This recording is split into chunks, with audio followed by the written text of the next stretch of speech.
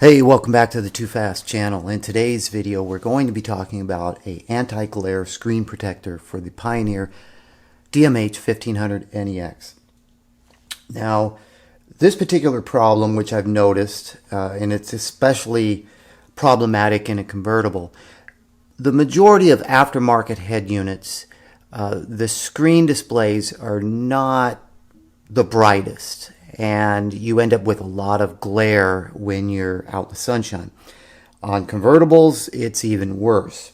So I noticed that right off the bat on my first drive with the new Pioneer installed in my Volkswagen EOS. I couldn't even see the screen at all. Now, some of that problem can be mitigated by going into your settings and turning up your brightness. So, for example, I have my brightness turned all the way up. I have the contrast turned up a little, and I adjusted some of the colors. So I did a little bit of tweaking, and that fixes most of the glare problems. At least for me, with the top down, I can actually see what's on the screen. It's not ideal, but it was a lot better. Now, the other option you can go with is a anti-glare screen protector. So anything that you have with a touch screen, it's always nice to have some sort of a screen protector on it. Helps mitigate fingerprints and scratches and so on. I did a bit of research, and I didn't find a lot of anti-glare screen protectors on the market that were suitable for the Pioneer. I found one company that said, yeah, we could make one for it. I sent them the dimensions. They never got back to me. That's so unreliable there. Another company, which is what I'm showcasing here, is called Tuff Protect. They make screen protectors for a whole range of devices. So it's not just Pioneer in-dash media players. It's laptops, notebooks, tablets, phones. And they have two versions. They have just a clear screen protector, and they have an anti-glare. Now, in my situation, I purchased the anti-glare, of course, for the Pioneer. I got two of them for $14 shipped. They ship in this stiff envelope here, so the protection is good. And this is, aside from the invoice, these are the two things that are in the envelope. So we get a sealed bag with two screen protectors, a installation sheet, and a sticker, it looks like. And then we get this yellow this yellow packet, which has accessories in it. And we'll go, I don't know what's in here, but we'll open this up and see. So we have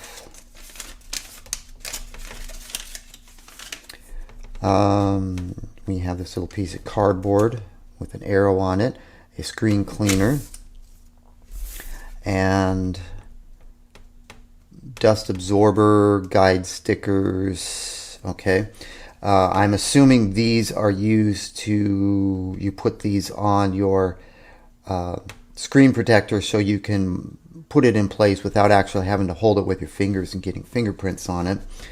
This probably, since it's just a straight up piece of cardboard, I'm going to make an assumption this is to help smooth out any air bubbles. And let's take a look at the inside here. Now, they do give you two of them, so if you screw one up, you got an extra.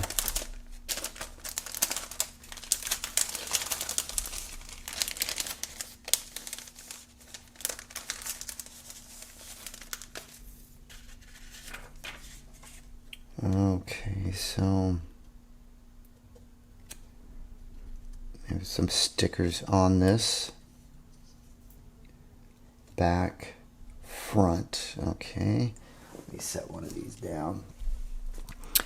So in my case, this particular one is cut to fit the screen of the Pioneer DMH-1500NEX. This sticker indicates that this is the front, and that sticker indicates that it's the back. And I'm assuming, yeah, see, there's a film on here that you need to pull off. Probably a film on the front and the back, so you don't get fingerprints on anything, even though I'm being cautious here. Let's see if that's true. Yeah, there's a film on the front and the back, so you don't have to be as careful as I am to avoid fingerprints because there's film. So that's a nice setup. This appears to be the right size.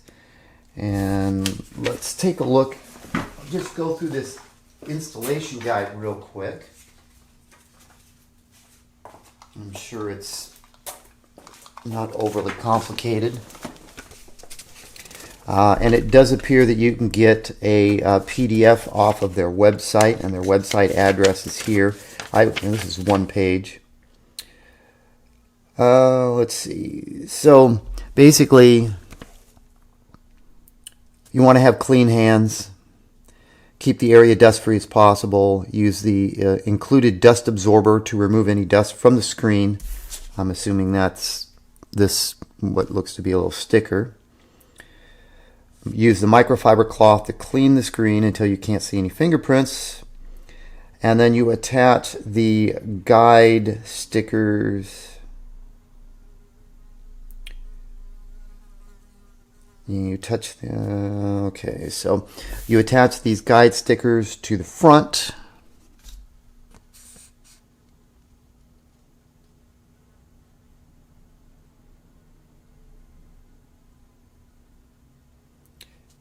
And I'm just reading through this here.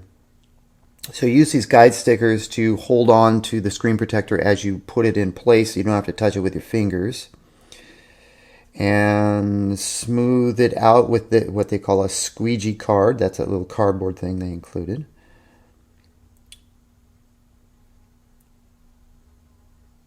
And that's about it. So that's basically a little instruction sheet that they include right there.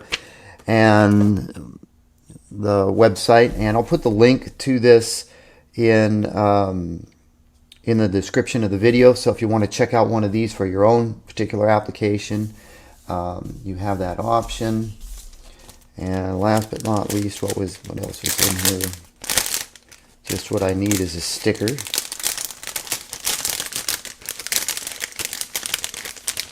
Actually, I'm wrong. It is a sticker, but it is stuck on the outside of this bag. So I was going to say, why would you want a sticker like this to stick on your car or what have you? But it's actually stuck on the bag. So that's the tabletop review of this. Let me transition into the car, and we'll get to installing this. Okay, we've transitioned to the inside of the EOS. I put the top down. I've got my garage door open, so there's a bit more light coming in, and you can see a little bit of glare on the screen just with the radio off. So first thing we're going to do is we're going to clean up the screen using the included screen protector. I do have some fingerprints on here.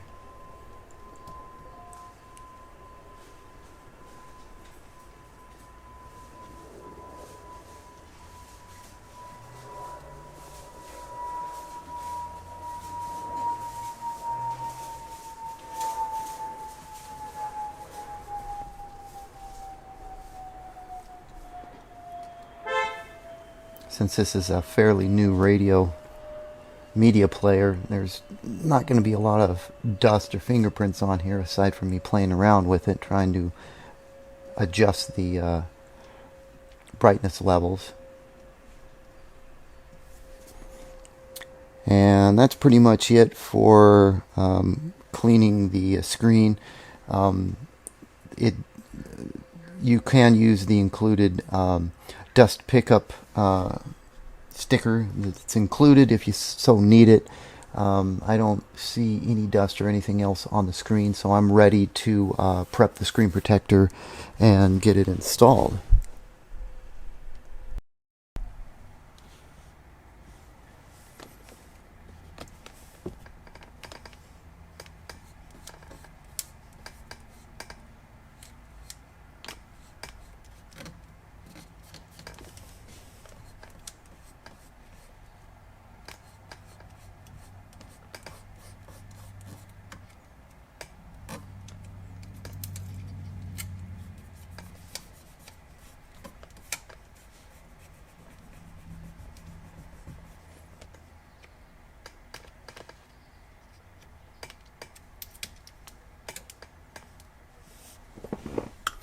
tricky to get all the air bubbles out. I apologize if we got a bad angle or I'm blocking, but you've got to get this precisely lined up and then kind of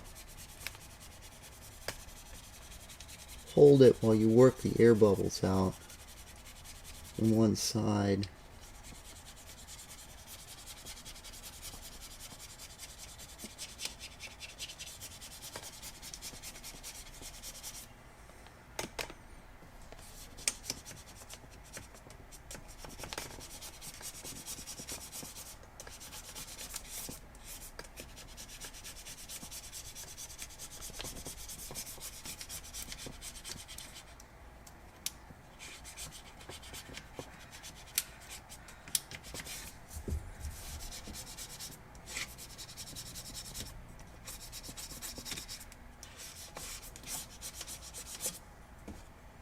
I can't tell if I got all the air bubbles out or not.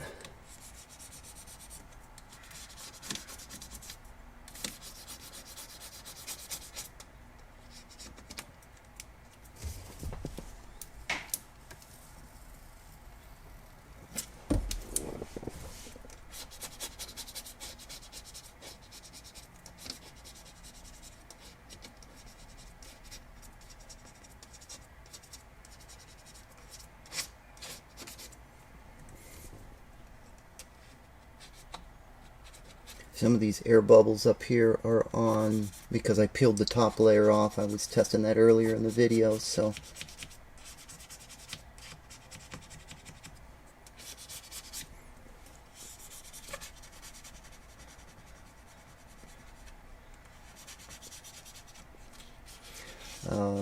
so this screen protector is virtually a perfect fit for this radio. A little tiny bit of gap all the way around the screen, but it's very minimal, and so it's a very good fit. It's cut straight, and I believe we can now peel off this top layer. And if there's any other air bubbles, there's a couple. Work those out with a little cardboard deal.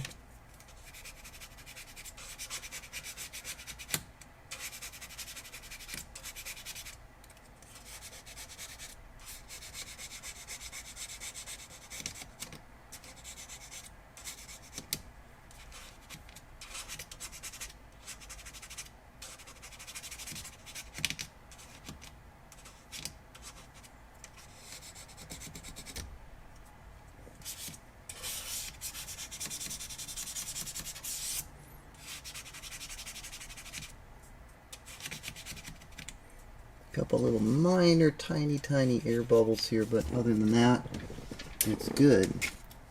So that, if you could see any of it without my big fat head blocking the camera. Unfortunately I had to move the camera because it was just blocking my ability to so not too complicated of an installation. You just got to be careful. Take your time, and you can get the screen protector on there and get all the little air bubbles worked out. I think the most difficult part is to make sure that you got all the air bubbles worked out. Everything else is pretty straightforward, and of course, very important, start with a clean screen. So let me finish up with this, and we'll come back and we'll take a look at it a little bit closer, and then take a look at it with the radio on.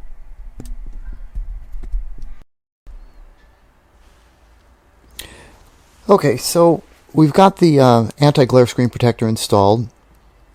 Not too problematic there. You just want to be careful with dust and dirt, and be very careful, follow the instructions. You can get the screen protector on and get all the air bubbles out. Might take a little bit of work, but completely doable. This is the Pioneer turned on. From what I can notice, the amount of pressure needed to switch screens hasn't really changed. If it has, it's not really noticeable, so it's not like you have to press really hard to get the screens to change. And from what I can tell from just sitting in the garage with the lights on and the top down, there is less glare. Previously I was seeing reflections and such up in this area. I'm not seeing that anymore.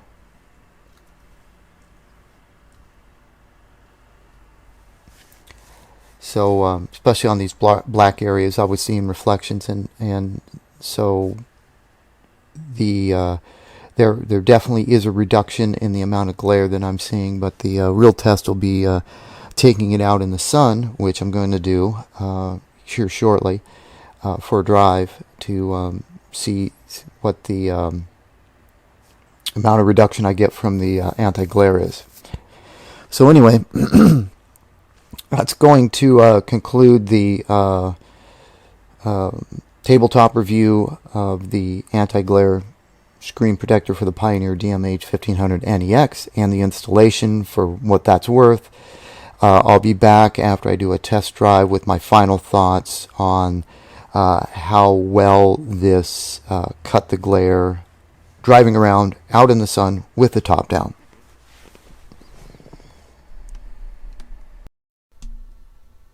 Okay, here's my final thoughts after taking a drive out in the sunshine with the top down.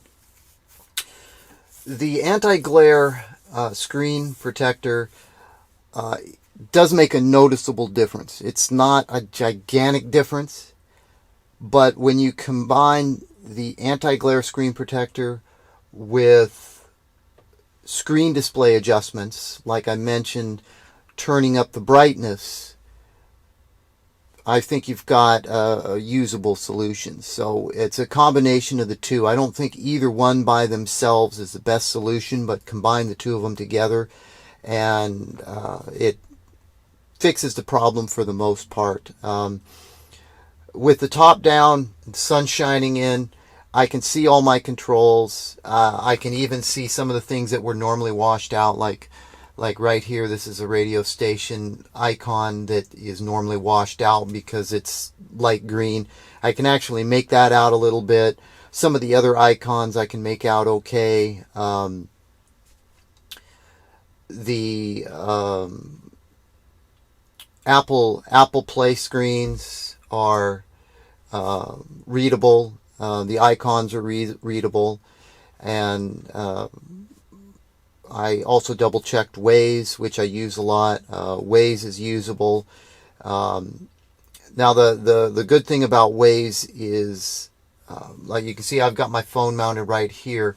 When I run Waze on this configuration, I can have Waze on the phone and on the radio display. So if I'm in a situation where something's not quite visible, I've got the phone right there with the Waze pulled up on the phone as well, so I can always reference that. This is a three-dimensional display, and this is more or less, like a two-dimensional display for the Waze directions. So that works out okay also. Google Maps works okay. I can see things all right. I can see my messaging. I can see the phone. If I go to make a phone call or receive a phone call, I can see who's calling. So it's it's a good fix